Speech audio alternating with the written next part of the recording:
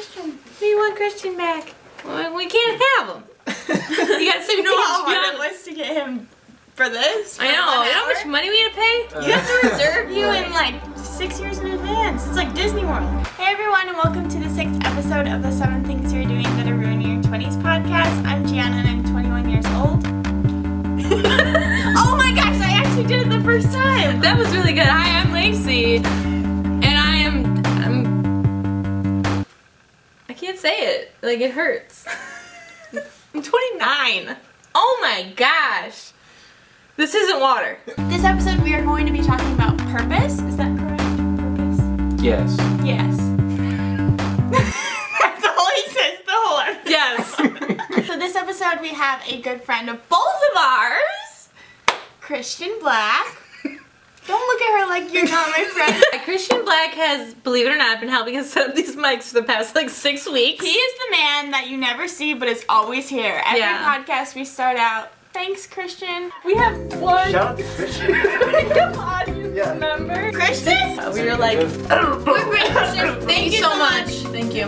Thank you, Christian. Thank you so much, Christian. We really wouldn't survive without you. He's a good friend of the show. I've always wanted to say that.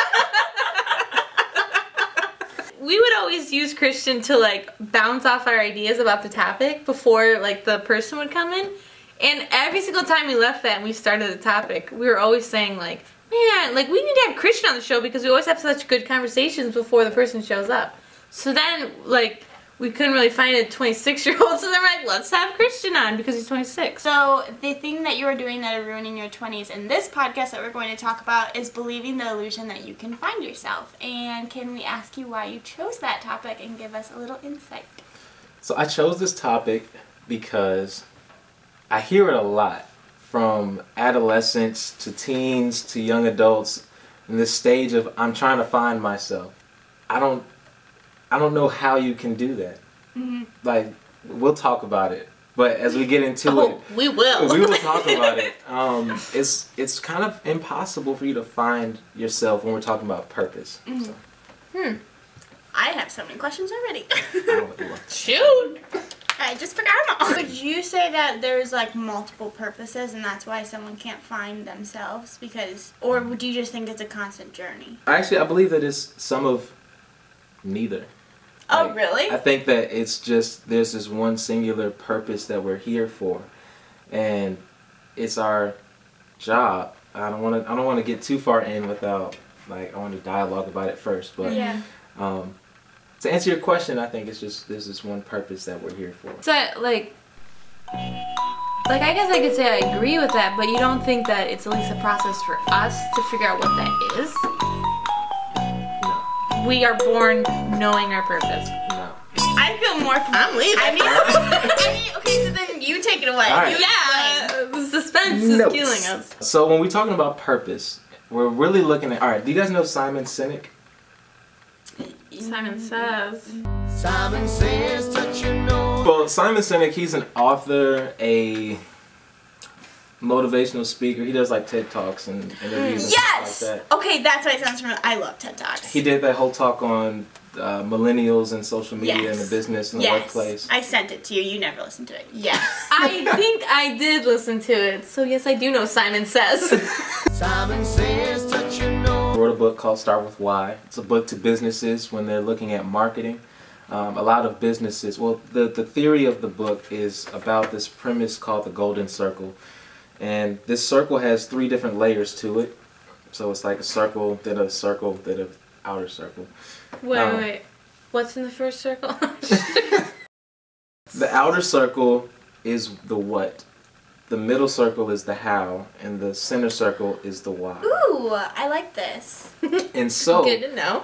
what businesses usually fail in marketing is they don't really communicate their why. But they communicate their what. Like, you know, we have fast computers. We have these processors. We have this is what we have, but we never really know why. So the reason I'm saying that is because I think the same is for us as people. We communicate a lot of what we do, but the why is that purpose factor that we cannot figure out. And I say this because we can figure out what we do. We can figure out what we're good at. I'm a good public speaker, or I'm good with kids, or I can do certain things that are good. Like this is what I can do. But even still, in all of what I can do, there's still a question of, well, why? Why? So when we're looking at our why, the issue, there's many implications with the statement, I'm trying to find myself. First is, you're already recognizing that something is lost. If you're saying that you're trying to find yourself. But the issue with that is, if you lose something, that means you had it at first. Like, for example, if I lose my keys, well, I had my keys at first, I put them somewhere, I forgot what they're at, now they're lost and I need to find my keys. But one, I know that I have keys, I know that I've had possession of keys, but now they're just lost. So the issue is, with people, we didn't first possess our purpose, then lose it, and now we have to go find it again. So really what we're doing is discovering something, which is much different than finding something that's lost. Purpose is not something that we consciously possessed in the first place, so we can't lose it to go find it. So I like to look up like biographies of people and stuff like that, like just simple like summaries of where they came from. And like a couple that I've looked up, a lot of like actors especially, they all knew they wanted to be an actor when they were like 5 years old. So like how do you kind of like, how do you What I would say is, you can look at your what and have a career path necessarily, but still never fulfill your purpose. That's what I believe. Say that again. Yeah. You can have your what you do, what you're good at, and mold a career path out of that, and still never fulfill your purpose. I want to see my face when you said that. That's why we see a lot of people that are wealthy. They're very successful, but they still have this voidness. Yeah. Like, why are you sad? Why?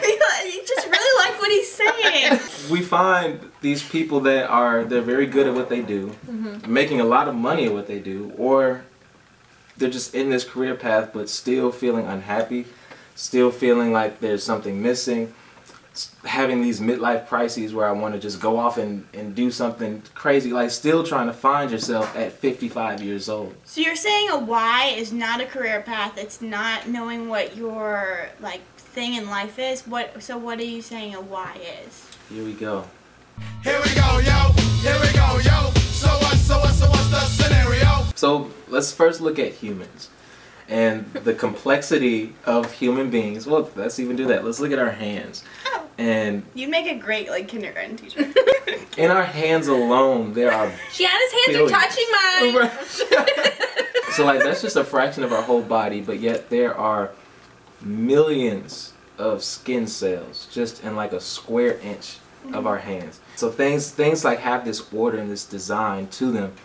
And I'm saying this because there's intelligent design behind humans. Like everything about the way humans are and how the earth is are like perfectly matched for each other. And I want to tie this into the Model T, like Henry Ford. We see that inside this car there's a motor, there's like combustion, there's wheels, there's steering, there's a whole bunch of compartments to it. Now imagine you take the Model T and you ship it off to some place that has never ever seen a car before. Ever. They've never seen a car. It would be very, very foolish to take this car and be like, I don't know what it does, but let me see if it's like a boat. And so let me try to put it in the water to see if it sails like a boat. Or, okay, that's not going to work. That just destroyed the car. Well, maybe it's some type of new flying device that we've never seen before. So let me just try to drive it off of a cliff to see if it flies. Just trying to find its purpose. Just trying to see what this thing is made to do.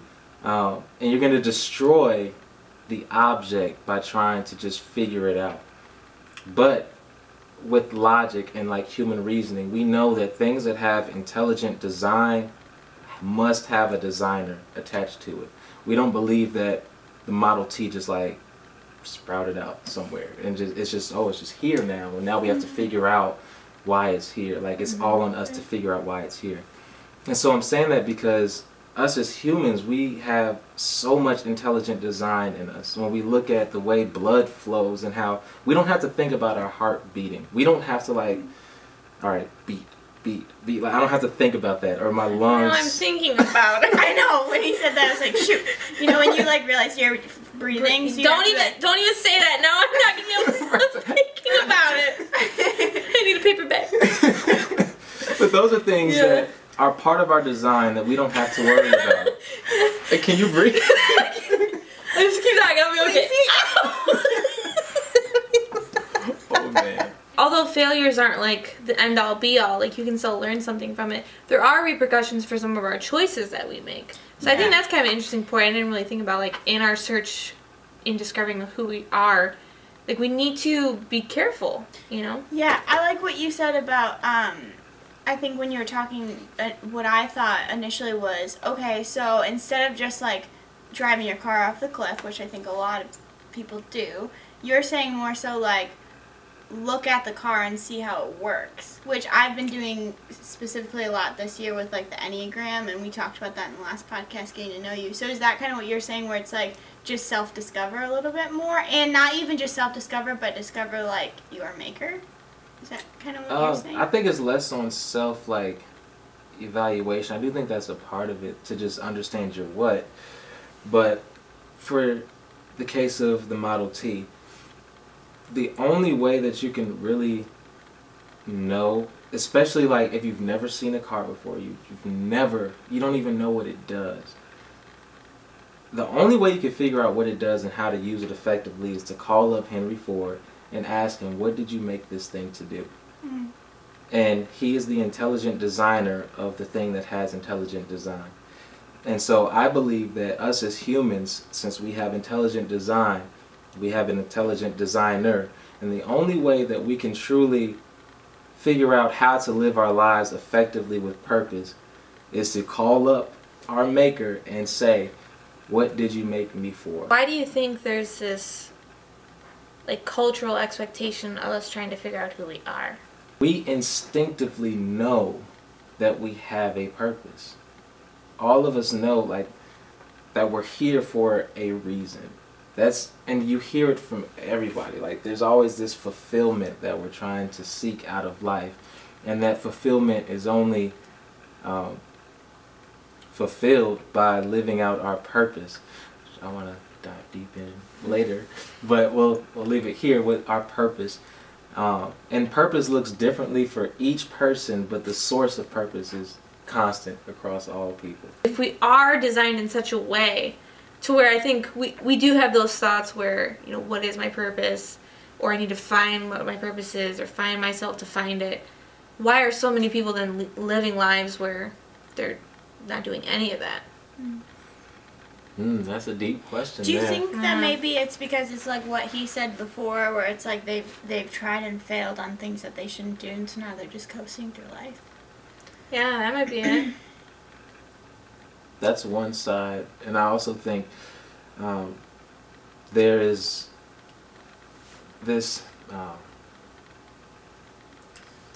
almost like this harsh reality that we put in ourselves as humans, that just, you know, this is just how life is going to be, which goes along with like coasting, but almost like this frame of mind that, well, I guess this is my purpose, whatever I'm doing. Yeah. And not like really losing this pursuit of fulfillment and just saying, all right, this must be it. If this is what I've been doing in my career for 20 years, this must be what my purpose is. So how do you know all that? Purpose is something that is very personal, and so that means that there's personal stories that come with purpose. And so for me, what's really interesting is, like right now, I know that my purpose is to, through the vehicle of music, in whatever form or fashion, whether that be engineering, whether that be leading worship, anything musical, but my purpose is for people to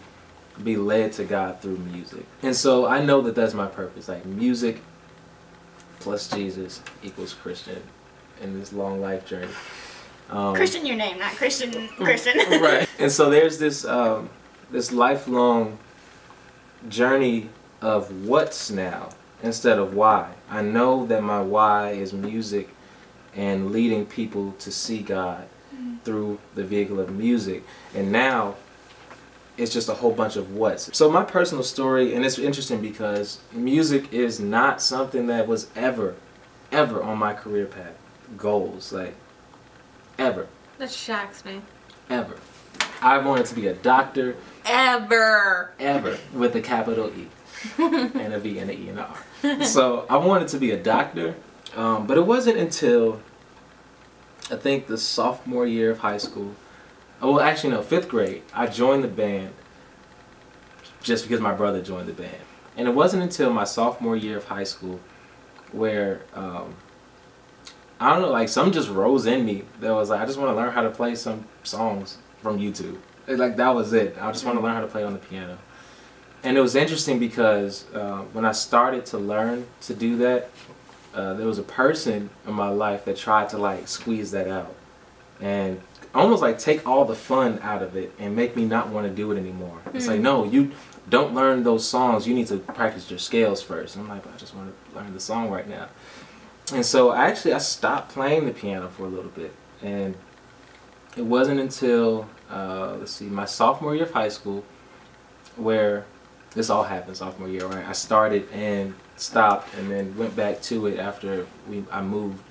And my mom got me a keyboard for Christmas, and it was the one I wanted and everything. And I just started playing songs on it.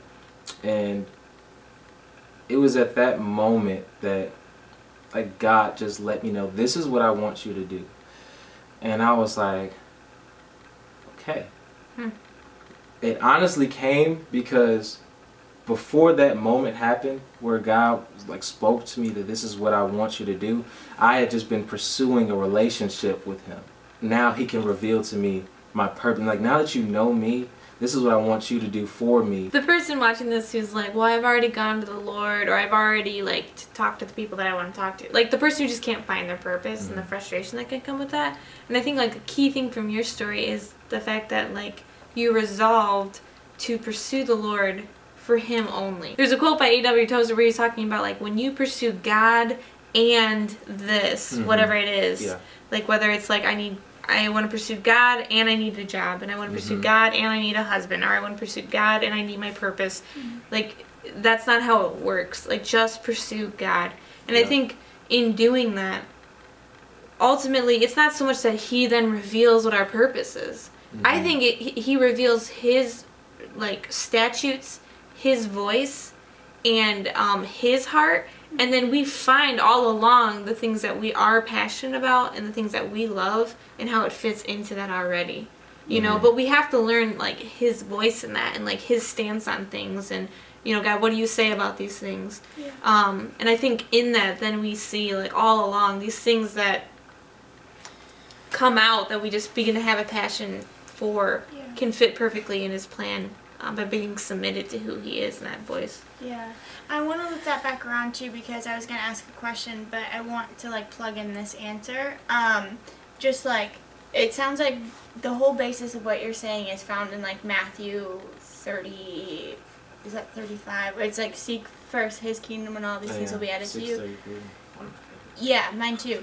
But so that's kind of where I'm finding like where your story's found in. And so my question was like, you were saying, you know, don't be trying all these different things, which is how I took it, and it's not quite, I think, what you were saying. But then you said that you just joined band just to join band. And so then, to me, I was like, well, but didn't you say not to do that? But then I think that the answer to that question is kind of what you were saying, where it's like, you don't have to not do things. It's don't put your whole purpose and your everything, like, has to work out in this area or whatever. Right. It's more just like, yeah, like believe God, get to know him, and just trust that he's going to give you his voice. Yeah. For example, I can go home, open up the refrigerator, and get something to eat and be fine, because I know that like it's my mom's house. It ain't my house.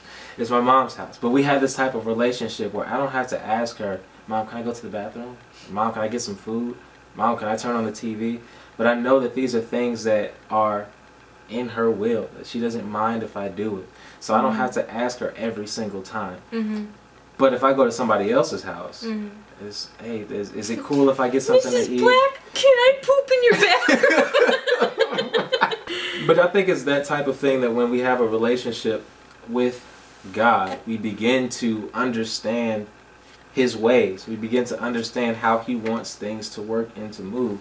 And so if I see a brother or a sister struggling with something, I'm not about to say, all right, God, do you want me to talk to them about this? Especially, another key thing is we have the Bible, like we have God's Word. So there's a lot of things that are in His will that are just straight up clear and simple that we don't need to be running to God and asking, is it cool if I, share the gospel with this person? What is he gonna say? No? Like yeah, and I think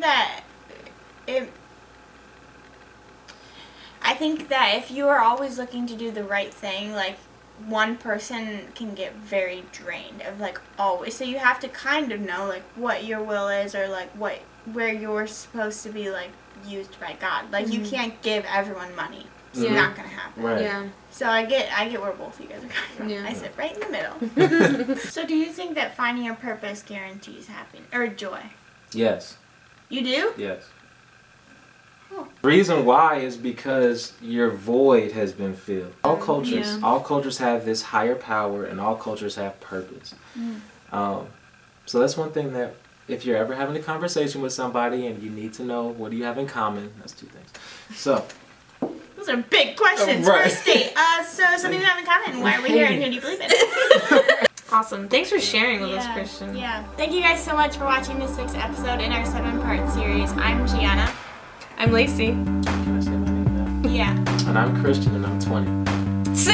26! But I do have a question. Every time you say Christian, do you think it's cool that you're like a Christian and you're saying Christian? Oh, that's Yeah, black too. you can't. But thank you so much. It was fun. Yeah. I feel like this is going to be a... What happens if I have to sneeze? Well, just do it out. Just sneeze it. What if I have to cough? Don't cough. Don't do that. From there, you will... Unbelievable. We told you not to sneeze! We've all played hide and seek, right? Should we play right now? Right. No, get up. Lacey, if I've told you once, I've told you 1,000 times, we don't play hide and go seek. I'm actually legitimately stuck right now.